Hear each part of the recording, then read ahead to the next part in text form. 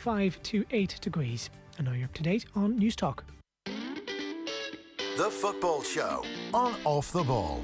With Paddy Power. Ready for your next big move? The trip from the fridge to the couch. Gamble responsibly. Gamblingcare.ie. I'm prepared to do anything I can to play my country again. Do it then. What about your start to the game? It wasn't bad, was it? Why should an honest answer be a mistake? How can a modern day manager not have a mobile phone? Why should he? Oh. Now, later on, we'll bring you some of Vinnie Perth and Stephen Doyle in conversation. They were the commentary team yesterday and off the ball for Man City's win at the Emirates. Should bring you up to date on the live football. Just about to start, second half that is, at the Amex. Here's Richard Newman. Half-time, Brighton and Hove Albion 0, Crystal Palace 1. It's all going to plan for Roy Hodgson. The visitors ahead in this rivalry through Jean-Philippe Mateta. His first goal since joining the club, a backheel finish from close range after good work down the right from Jordan Ayew, who really shouldn't have been given a chance to get his cross in. It was against the pattern of play, not necessarily the run of play. Brighton had all the ball before that. Very slow in their build-up. The closest they've come some efforts from the edge of the box, which have deflected wide. Palace rapid in their counter-attacks, and now they have a lead to defend, a situation Hodgson's sides are pretty good at coping with. At the break, it's Brighton 0, Palace 1. Now, time for this, man.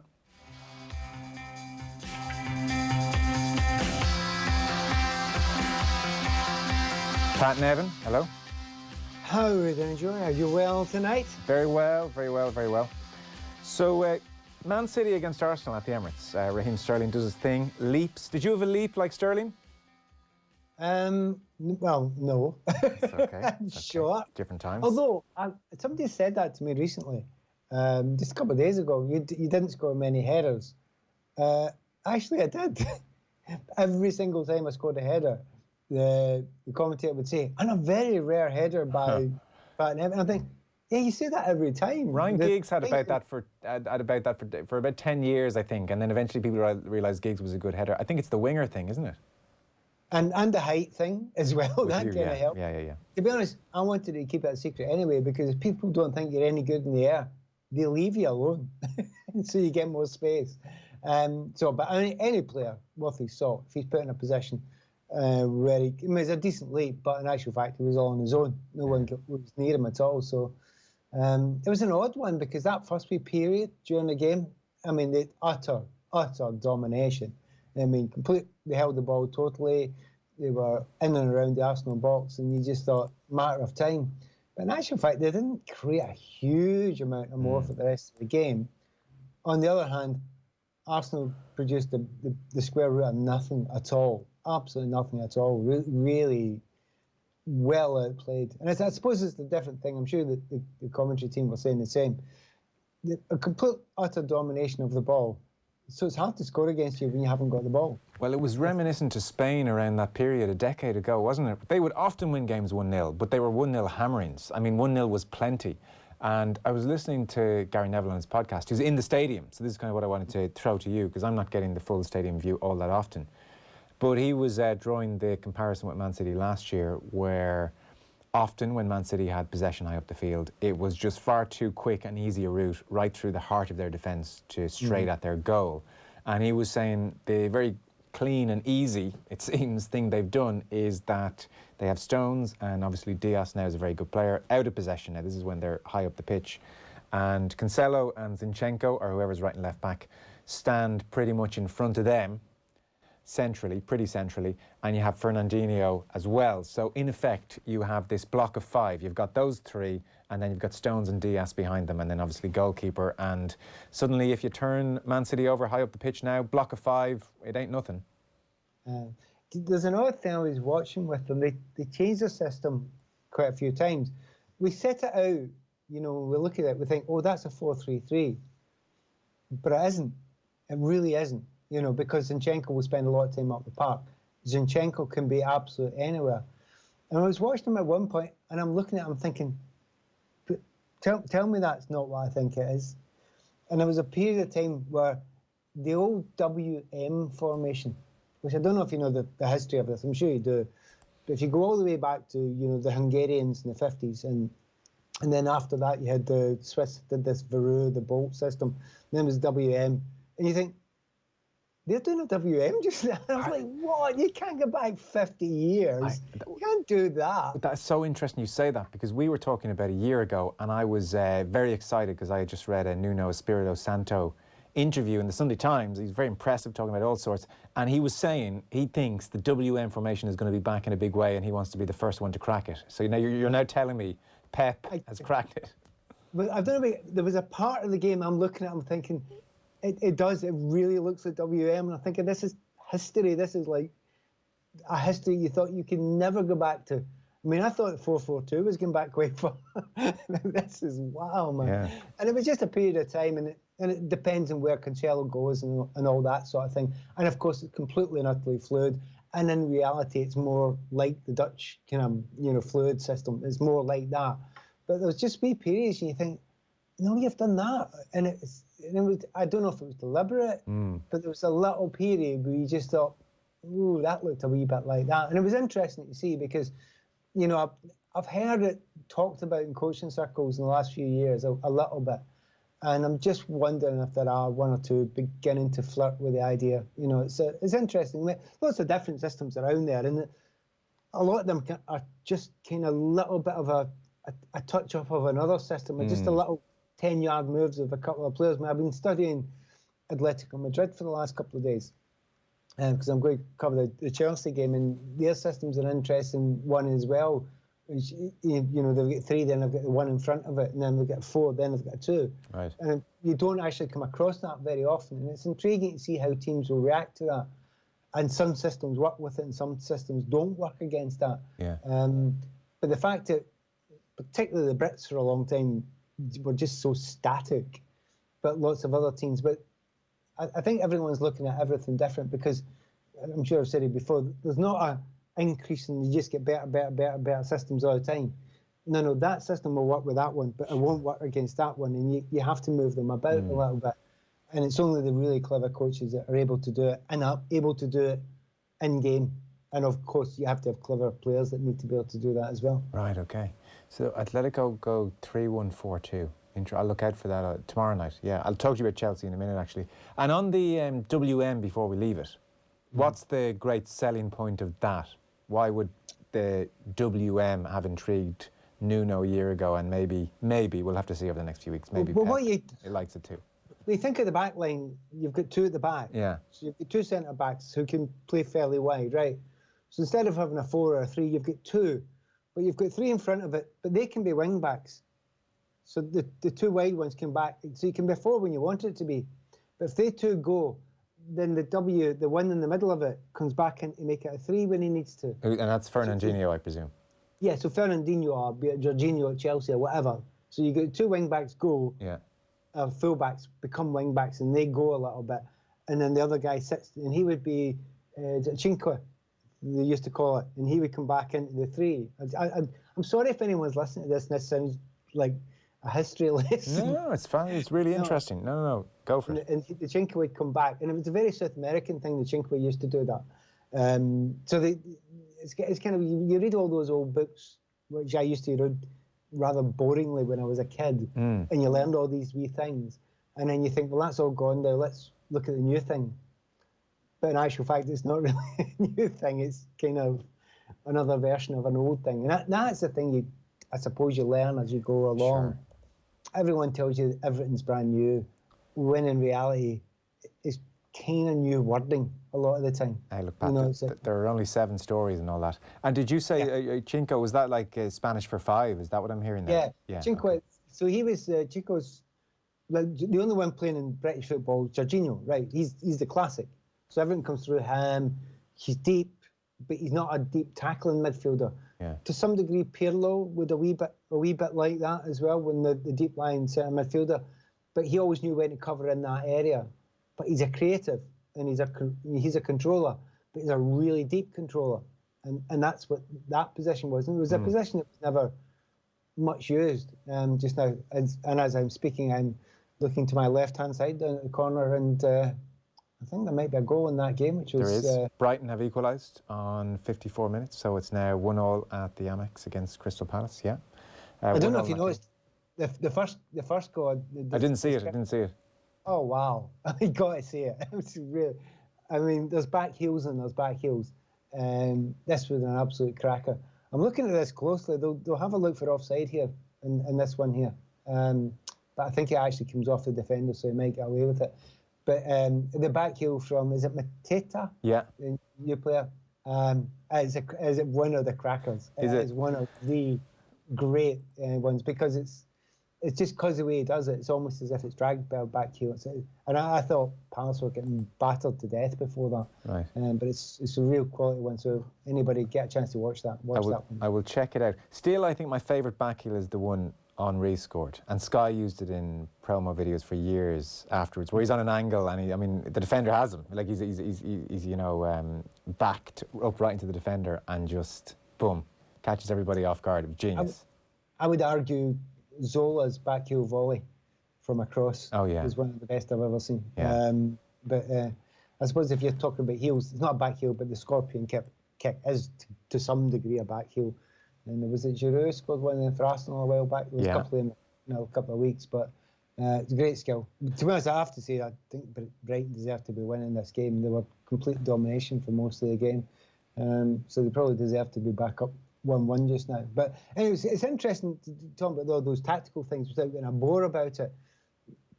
There are so many more interesting technical things that are going on just now in the game, and Brighton themselves have been very interesting in that. But at the moment, I go to Manchester City games, which I go to a lot, and I'm always intrigued because he does tinker with that, and he asks people to do things, and everyone at the moment's noticing that Cancelo's free, as it were. He's allowed to go, and when he goes, the centre back moves over, and the deep line midfielder moves in. We get all that stuff, but has Cancelo now been a wee bit unmarkable because you don't know where he's coming from? In an odd way, who was it did that last year? Sheffield United had 3 centre-backs, but one of them would go unexpectedly. It's not exactly the same thing, but it's the same sort of idea. So there's dead interesting things going in that sort of way. But when you get right down there, Manchester City have just got better players. Definitely helps. Pat, there are Everton fans listening tearing their hair out. They're like, how are we 15 minutes into this chat and you haven't brought... we've been 21 years and you're still...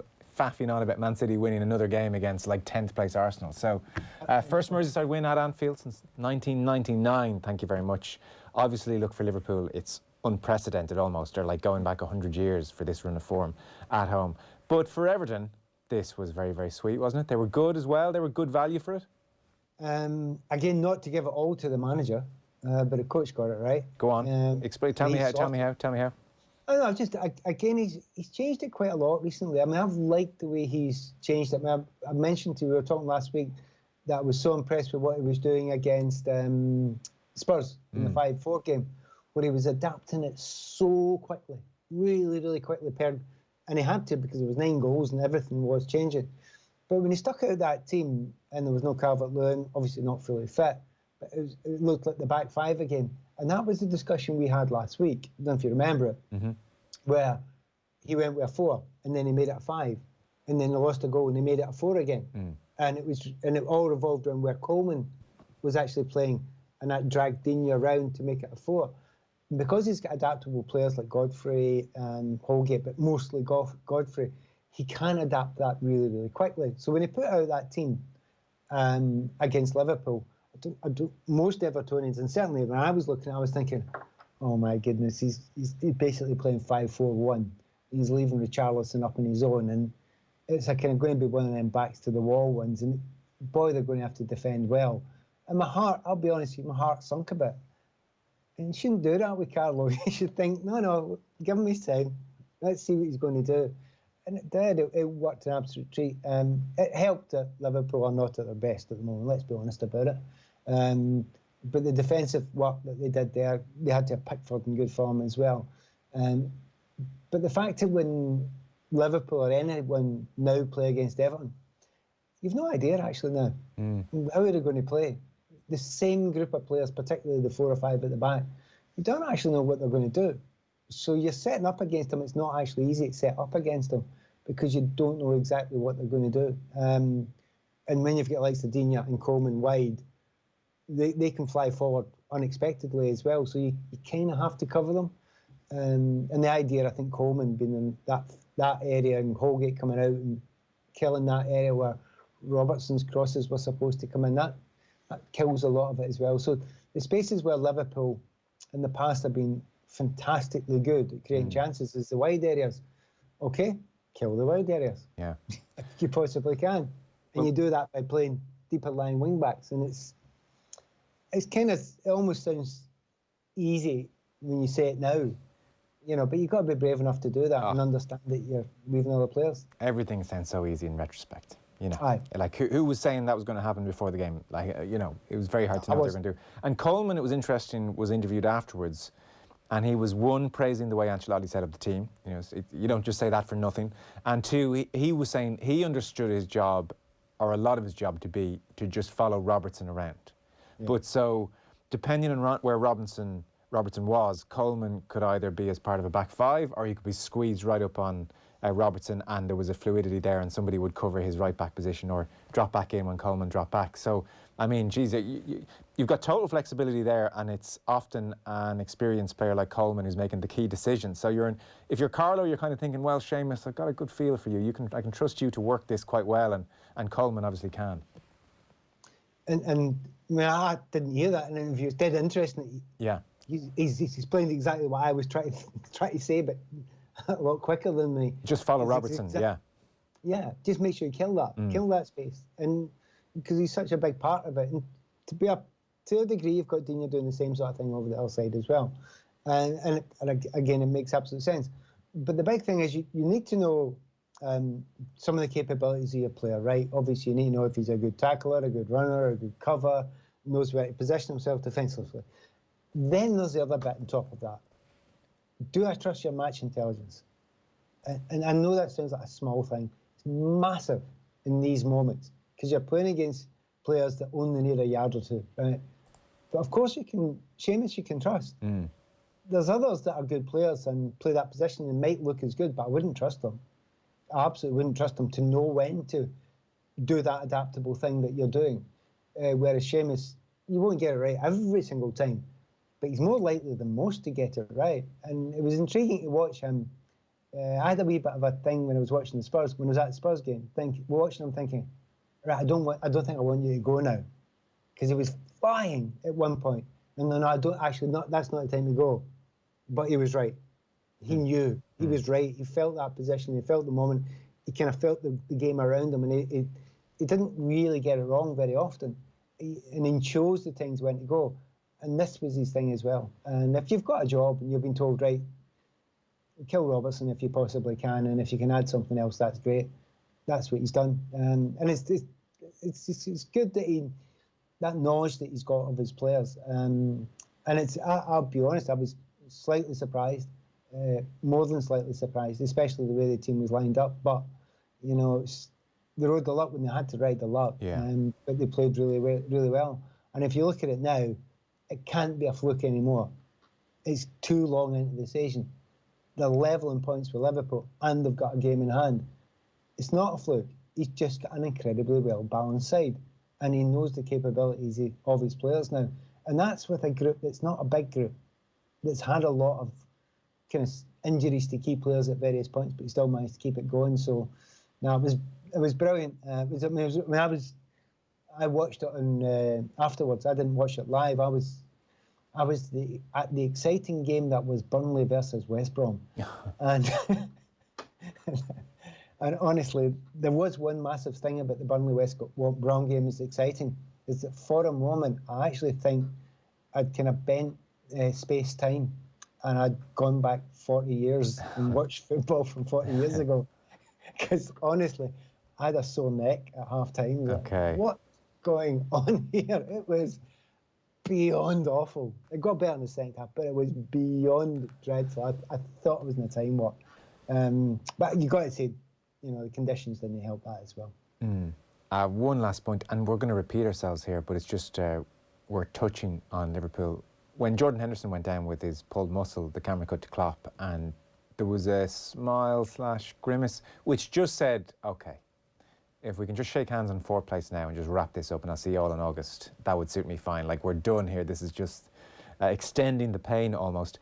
Jamie Carragher said during commentary, I don't know if you watched it back on Sky or whatever, but he just said at a certain point, and probably, like, to be fair, with 15, 20 minutes to go, you know, and it was only 1-0 at that stage, he said, Liverpool just do not look like scoring anymore.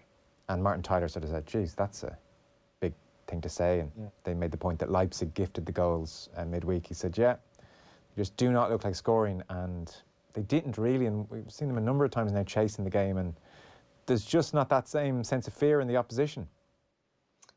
No, you're absolutely right. And it's like everyone. Liverpool will play against every team who will lift themselves against Liverpool now. For two reasons. One reason, if you get a result against Liverpool, it feels better than anything else because they're the champions. But also, they can smell a weakness. And they can smell a weakness. It's, you know, a couple of players, you remember watching Sam Allardyce taking West Brom there, and they kind of, for a period of time, smelt a weakness.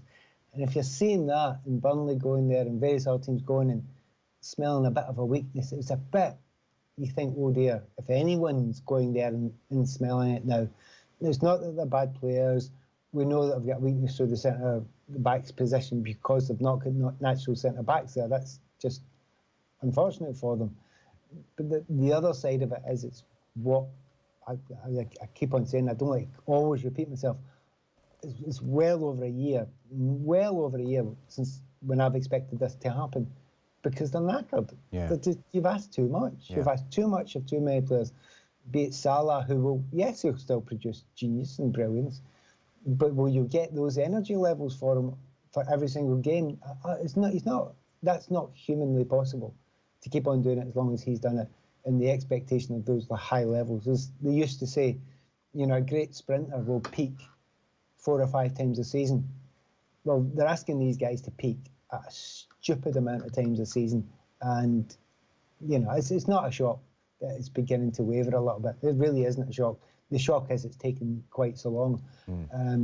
So well done, Liverpool. I keep on going back to this in case any Liverpool fans think I'm sort of laughing at them and abusing it. I'm not. I'm so impressed that they lasted as long as they did. But you have a problem. And my sympathy runs out in one area, and it'll run out with any team. Oh, we've got lots of injuries. We've not got any centre-backs left.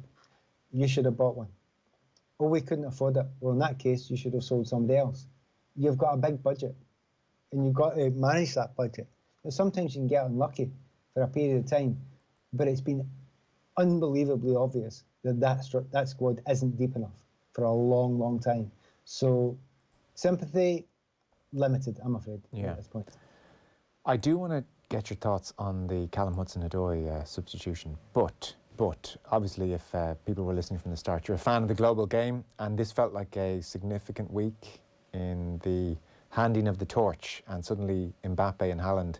If it's not official, I mean, it's official really, really soon. There was just something kind of extraordinary that they did it one night after the other, and obviously Mbappe was against Messi. There was just this sense that, okay, if they're going to make a documentary in a few years and pinpoint a moment or a week or an evening, this is kind of it. So Mbappe and Haaland, give me the thoughts, give me your views. I don't think we've talked about them too much before.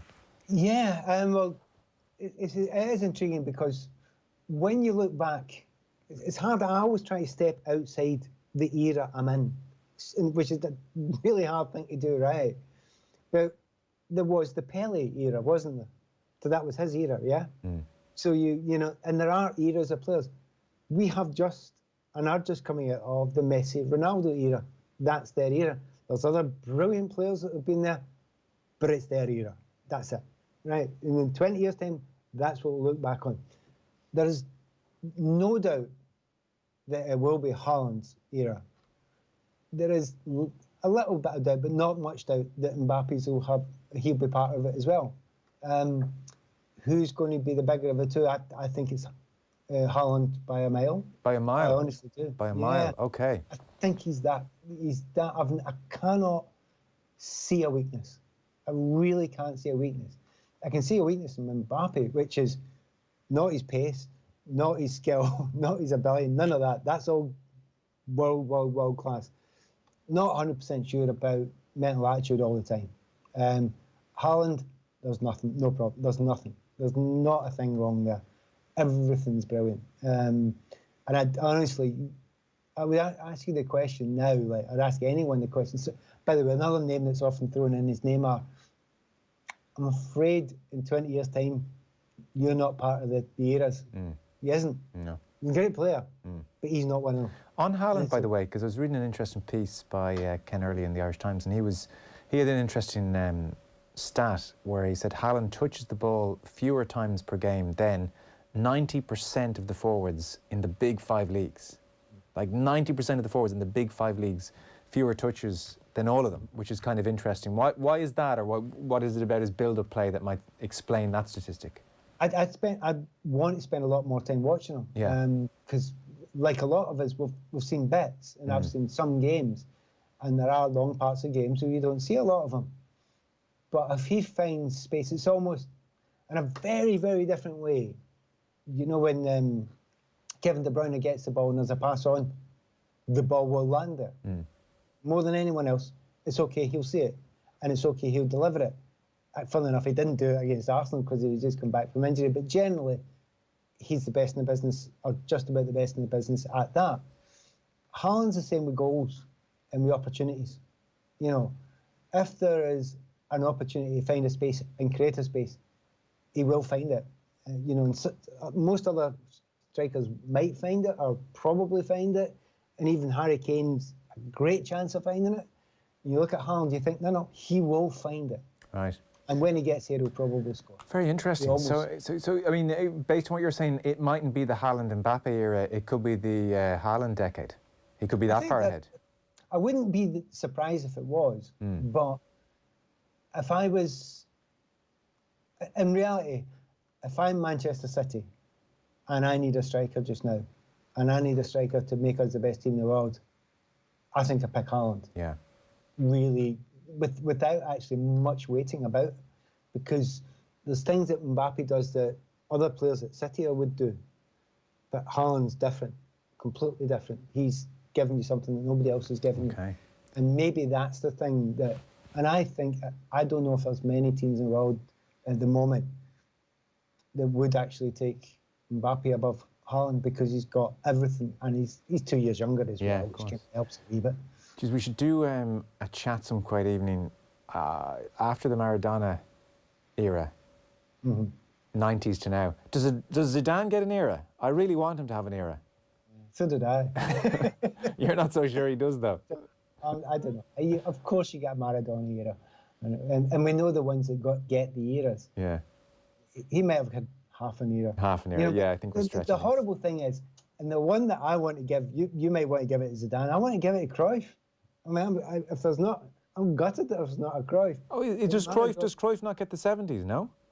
Maybe. I would say the 70s is Cruyff and Beckenbauer, no? Yeah, Cruyff, I would say Cruyff. Cruyff, yeah. Okay. You know, so... I think that's his era. I think the Cruyff era comes between Pele and Maradona. So, I mean, and of course, you can argue all night about this. I mean, Twitter will go mad shouting at me for this. Sorry, I haven't seen Cruyff play 90 minutes, and I'm saying that, but I'm saying it. But that was genius. That was ridiculous genius. Now, and I would make the argument with Cruyff is he's had a bigger impact than any of them. Yeah. Any of them, and including Pele, including Maradona, including them all, his impact in football, I would argue, is the biggest of any player I've ever known. Yeah, well, because of what he did afterwards. Yeah, we had John Giles on. I remember the night he died a couple of years ago now, and John, you know, great judge, and lived through all of this. And he said, like, when you add up his playing career and his managerial career, you kind of have to come to that conclusion. You know, has anybody had a bigger impact in football? Come here, sorry, that was an interesting tangent, but I have about 4 minutes here. Thomas Tuchel, Callum Hudson-Odoi substituted. He was brought on half-time against Southampton.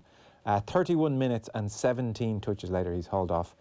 Tuchel says, I wasn't happy with his attitude, energy, counter-pressing. We demand 100%. I feel he's not right or in the right shape to help us. I wasn't happy with his body language. We cannot lack energy, 10% or 5%. It's not possible. He was in trouble when he came off the bench against Sheffield United. He was in trouble again today. It's on him to improve. Other than that, he was okay.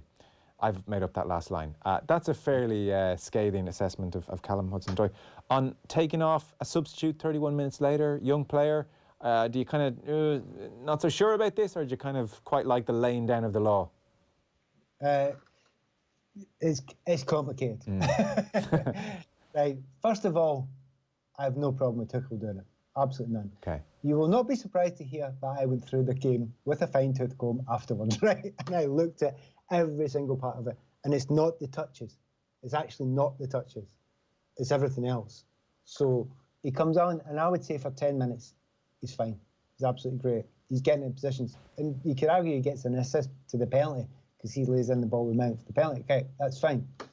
And he had a couple of little interesting areas, and he was going beyond, and I'm really happy with it. And then it slipped away. And then he started jogging places instead of running. And you'll remember we've talked a great deal about Paul Pogba, how it really riles me when he plays the ball and doesn't move.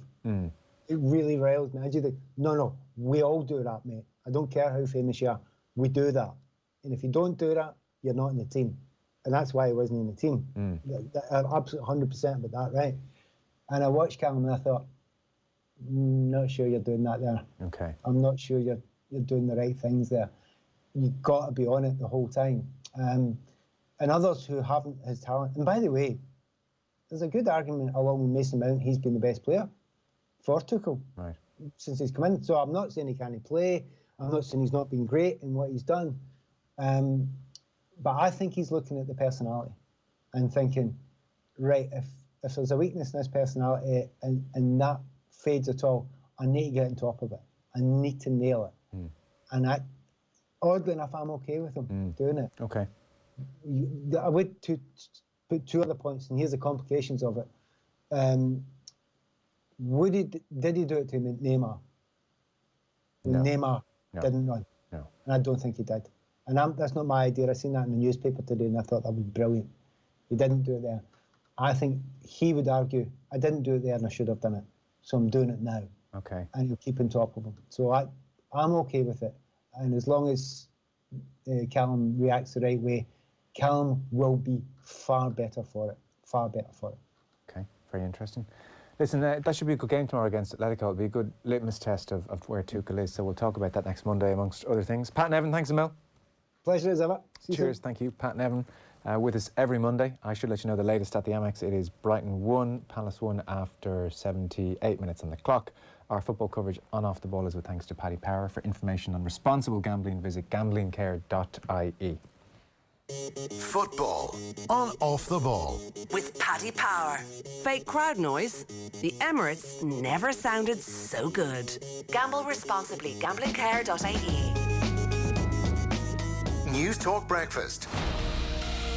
Lots of you getting in touch about that proposal to increase the pay of TDs to over 100 grand a year. Paul in Dublin says, unsurprisingly, two snobbish yuppies don't see a problem with politicians' pay increases year on year. They should be categorised separately and pay decided by a citizen group. I have to say though, Paul, I'm kind of flattered that you regard me as a yuppie. It's a long time since young has been prefaced on anything that relates to me. I don't think we're upwardly mobile either, to be perfectly honest. Definitely not. News Talk Breakfast with Ciara Kelly and Shane Coleman. In association with Air. Weekday mornings at 7 on News Talk. Something big is happening all across Ireland. Sky Broadband's lightning-fast speeds are rolling out to 1 million homes, giving you the power to do more. Working from home, drop into meetings without dropping out. Hey everyone. Hiya. Streaming movies, put an end to lagging cliffhangers. Experience the power to do more with Sky Broadband's best ever Wi-Fi. Availability subject to location. For more info, see sky.ie/speeds. This is 1963, the brand new debut album from Appella. Featuring the hits We Met at a Party, Graceful Dancer, and new single Point of View. With 100% of proceeds going directly to the Marie Keating Foundation, this is an album with a difference. 1963, available now on AppellaMusic.com. Every year, the Low Pay Commission makes recommendations to the government on the national minimum wage. These recommendations try to ensure a fair and sustainable wage while keeping Ireland competitive. We want to hear your opinion to allow us present a truly balanced view. Visit gov.ie/minimum wage before March 7th and have your say on the minimum wage. Football on Off the Ball. With Paddy Power. Ready for your next big move? The trip from the fridge to the couch. Gamble responsibly. Gamblingcare.ie. Don't forget, every Sunday, I'm sure you know at this stage it's been going on a very long time, but we do have Premier League commentary on the show every Sunday. Next Sunday it's Chelsea, Manchester United, for instance. So every Sunday you'll catch us. Yesterday we did the we did the Man City Arsenal game. We had Vinnie Perth and Stephen Doyle on duty. As we touched on with Pat, fairly routine win for Man City, even though it was only 1-0. And the lads sat down afterwards for a chat. Well, Vinny, it finished 1-0 to Manchester City this afternoon at the Emirates. The goal coming in the second minute from Raheem Sterling.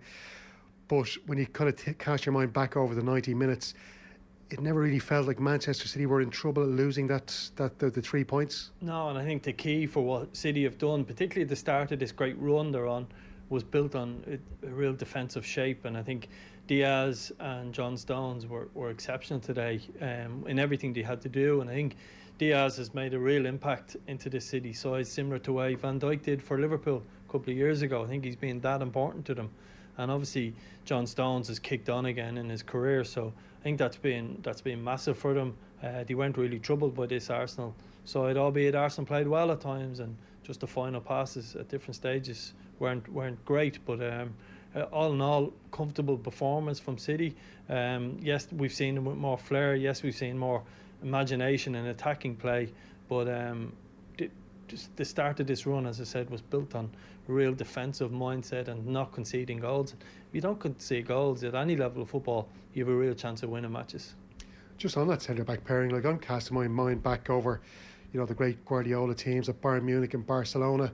And like even Barcelona at their best, there were times where you'd see them getting cut out the back because they played such a high line. But there's probably an argument to be said that this could be like one of the best centre-back pairings, or perhaps the best centre-back pairing under Guardiola. I know they still have a lot to prove. They haven't won a trophy yet, so. No, I think the challenge for this, it is a young pairing as well. There's got a lot of legs in it and got a lot of time. I think at times we've seen today, Arsenal obviously played a lot of balls in behind Cancelo. I still think there's question mark on Zinchenko on the other side. So it's not, and Rodri at the start of the season was vulnerable at different stages, but these two have been exceptional. I think defensively they just look at ease. You see John Stones making one slight error today. He then retrieved the situation and won himself his team a goal kick, and he gets a high five off Diaz. And it's small things like that where there's a little togetherness about keeping clean sheets. And I think it has the potential. This City team could go and win every single trophy because there's no pressure on them in the Premiership. They can rest players in a couple of weeks if they need ahead of a big game. And it could go down as a great partnership. There's no doubt about it. Still a bit to prove. We have to, hopefully, John Stones keeps his head where it should be. There's no doubt. He went off in different directions for a year or two, but he certainly got himself back at the right level. And the crazy thing as well is they're doing a lot of this without a recognised striker, because Gabriel Jesus has, he hasn't been always in the side. He's been injured a bit this season. Sergio Aguero's missed most of the season injured. He didn't get a game again today. And he's using this false nine tactic. But as well as that, City also, they're winning games in different ways. Like they've beaten Sheffield United and Arsenal by 1-0, grinding out 1-0 wins. But they've also hammered teams like Tottenham last week. They beat them 3-0. So like they can win in any kind of way. And again, as I say, doing without a striker. Yeah, and I think, listen, Pep Guardiola hasn't reinvented the wheel. When you look at Cancelo's position, for argument's sake, he done that with Philip Lahm at Bayern Munich. When you look at not playing a centre forward, he done it at Barcelona. Yeah. Messi, albeit. And he's done the same with Sterling or De Bruyne, and more so in the second half. Listen, they're well coached. They're obviously the best coach in the world, and they've many ways of winning games. But when you've got players like Mahrez who can turn up and score a spectacular goal, Gundogan's goals this year has been a massive plus for them. And I think Sterling's assists this year have been really good. I think he needs to add more goals to be back to the highest level. But again, he scores one today, a brilliant header. So I think it all goes well for them. I think when they're at their very best, I think people watched this City team at the start of the season and thought maybe the spark has gone out of Guardiola, maybe his time is up at Man City. But I think he's seen as a challenge, and most good managers will. They rebuilt, as we said, from the back. But then I think that game against Chelsea and Stamford Bridge was that's when people really stood up and noticed, wow, they were very close to their very best. And they've done a lot of the good work over the last few weeks without Aguero, as I said, without Kevin De Bruyne, and they haven't looked like they've been fazed by it at all. So I think the manager has seen this as a challenge, like all good managers will. It's now up to Klopp to do the same thing at Liverpool, as we know. So it's going to be a fascinating end to the season for this Man City team. And actually, partly you want them to go and dominate, because the very best sides should do that. And I'd like to think this manager could leave another mark before his time is up at Man City. Well, as you mentioned, and we mentioned in commentary as well, they're in the running for the quadruple this season. They've got a League Cup final against Tottenham in April. You would imagine they're heavy favourites to win that game. They're going to be playing Everton away from home in an FA Cup quarter-final next month. They would have to be big favourites in that, especially after beating Everton at Goodison. They got Borussia Mönchengladbach, who we found out are going to be losing their manager to Dortmund at the end of the season. So maybe that's causing a bit of problems with the German club. And then they're 10 points here in the Premier League, so like they're really in a brilliant position to win all 4 trophies. Yeah, the advantage of being, you know, in the last couple of years, you look at the league title, City won it by a point or so. Liverpool were pushed all the way by City last year, so you're on edge constantly. The advantage of being 10 points clear, and the rest of the pack, nobody being outstanding. Leicester and Manchester United look like they could drop points at any stage. So that gives them a little bit of a breathing space and being able to make changes. But at the same time, to win every domestic trophy, you're one bad day away from losing a trophy, a League Cup final, an FA Cup game, or a Champions League game, and it's going to be really, really difficult. But as I said, they've a real chance of it this year because of the 10-point gap they have in the Premiership, and that gives them that breathing space. But winning every trophy domestically is difficult no matter what level you're at, because you're one bad day away from losing it. But as I said, I'd love to see this manager leave a mark like that, maybe win every trophy. Not saying he's going to leave anytime soon, but the very best managers make these big things happen, and I really hope they do it for him. I'm actually rooting for them to go and win every trophy now. Just to go to look at Arsenal then, because I think everybody was a bit surprised to see the centre-back selection. We saw Pablo Mari, who's hardly kicked a ball for Arsenal this season. He's only making his 6th Premier League appearance this season, playing alongside Rob Holding. Gabriel was dropped to the bench, as was David Luiz. They played the last 2 games against Leeds and Benfica. Does that perhaps maybe lead you to think that, as you mentioned as well in commentary, that he's maybe more focused now on the Europa League, and that they're his 2 best centre-backs he left out today, and he wants them for Benfica this Thursday? Yeah, it is a risk to concentrate on the Europa League, because again, it's cup competition, anything can happen.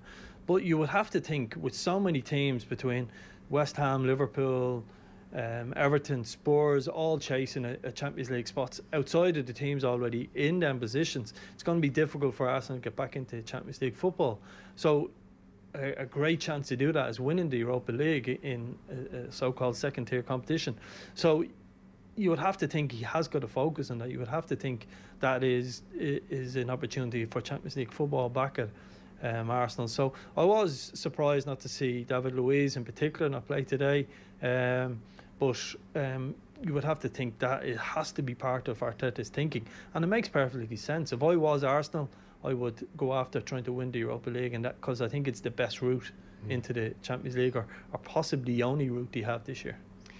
You will be concerned though that they didn't really trouble Ederson in the Man City goal today. For all their, attacking resurgence over the last few weeks, they really didn't pull a good save out of the Man City goalkeeper.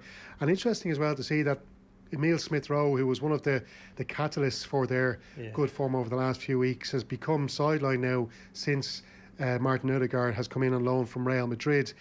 So he's got a big job on his hands there, how to manage that situation, because I'm sure, especially with a young player, when you've got that building confidence, getting a few games under your belt, and then all of a sudden you become, second to this other guy who's coming in on loan from another club, that must be quite disheartening. Yeah, I think the difference though with this team, Arteta's mindset now, as opposed to maybe 2 months ago, would have been he would have went at City and tried to out-possession City and done it the City way.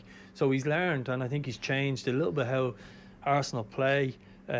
So I think there's more positives there, I think, in terms of that setup of their team. I think they're a bit more pragmatic now than they were, particularly in his first sort of year or so in the job. So they're more pragmatic now.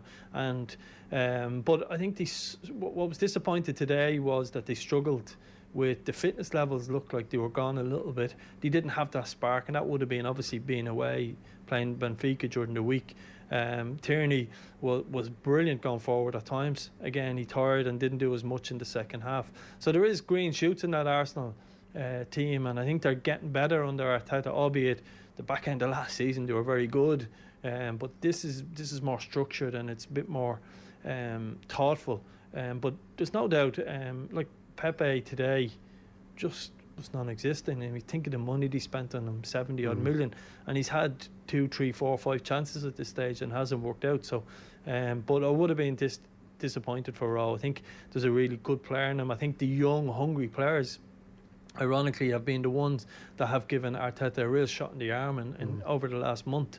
And again, Saka, albeit the odd time they make mistakes, the young players, and they don't make that final pass at the right moment. But Saka, Rowe look like really exciting players for Arsenal. And I was disappointed not Rowe, Saka, forming the two wide positions today, and would have given them a bit more of a impetus in terms of the attacking third. And I wonder as well, Vinny, a couple of Arsenal players did suffer with COVID-19, in December, January.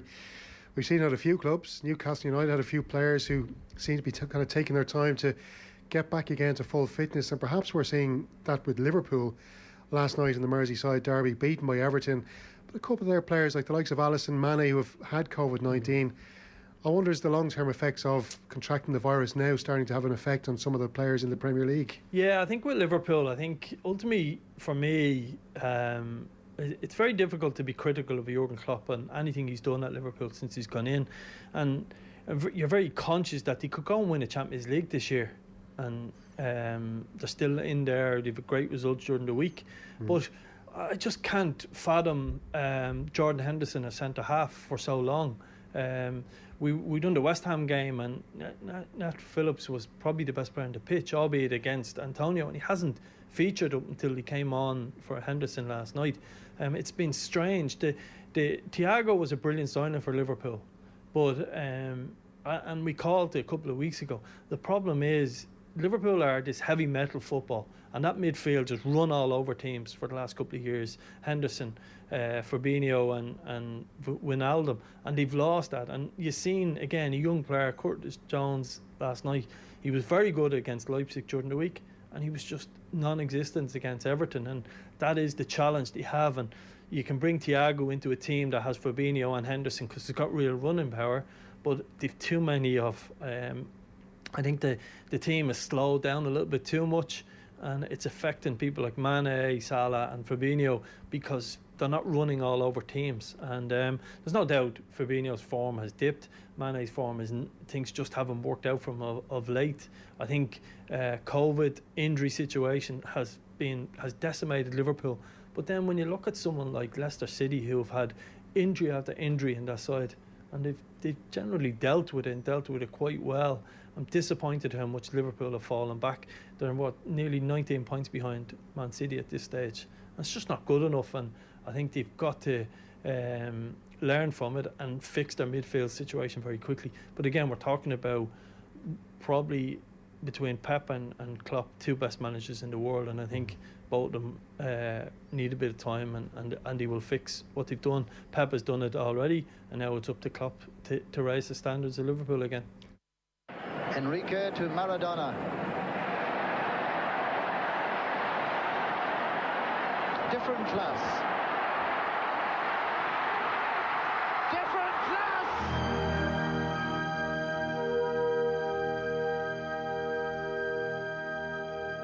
He could really beat players. Like, he could dribble, he could go past players. Now, Messi is a great player, and Ronaldo is the great modern players. But they don't beat players the way this fella could beat them. And there's nothing better than somebody who can beat the opposition. Dancing feet. Still dancing feet. What a wonderful piece of play by Maradona.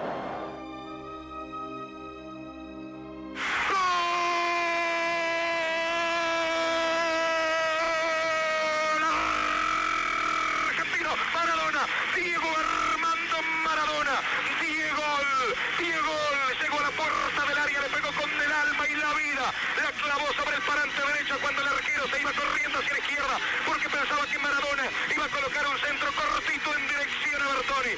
Sonríe Argentina, que no te viene mal, sonríe con tus jugadores de fútbol, que están dejando muy en alto y muy en claro su prestigio. Well, I played against Diego Maradona at Hampden in 1979 when he was 18. He was absolutely sensational. All the Scottish players came off the pitch talking about this kid that was destined to become a superstar, and they weren't proved wrong. I believe in my time watching football there have been four great players that have been on another planet from the rest. Pelé, Beckenbauer, Cruyff and Maradona. Oh, lovely play there as Redondo tries to go through. There's a shot! Glorious goal! He's done it! Maradona! And look at these emotional scenes. Piede sulla palla, Spezia, parte il tiro, rete, Maradona ha segnato, magnifico calcio di punizione da parte della formazione napoletana, il Napoli è passato in vantaggio. Not really creating an awful lot. The best moments have come when from set situations. This fella's in the box.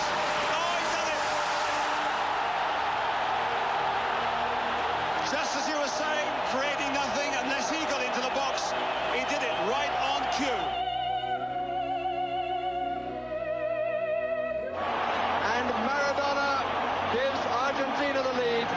The England players protesting to the referee, but the little man who started it by walking past Glenn Hoddle, that's where the ball came from Hodge. Maradona had continued the run forward, and the goal is given. Maradona. Going at them again. Brilliant run by Maradona. Fantastic goal. Unbelievable. World class in the best sense of the phrase. Diego Armando Maradona. Bilardi, the manager, wants them back to play on the game. But everyone in the stadium, the England fans included, the commentators, the press bench, everybody on their feet in acclamation of one of the greatest goals that the World Championship has seen. All from the feet and brains of one man. Football on Off the Ball. With Paddy Power. Fake crowd noise? The Emirates never sounded so good. Gamble responsibly. Gamblingcare.ie. VHI Life is more than just a decision to get life insurance. It's a decision to live life with less worry, to not think twice about the financial security of your children, and to give your partner peace of mind. VHI Life. It's a good decision for life. For a quote, call 8090 444444. Terms and conditions apply. VHI Healthcare Act trading as VHI Healthcare is regulated by the Central Bank of Ireland and is tied to Zurich Life Assurance plc for VHI Life Term Insurance.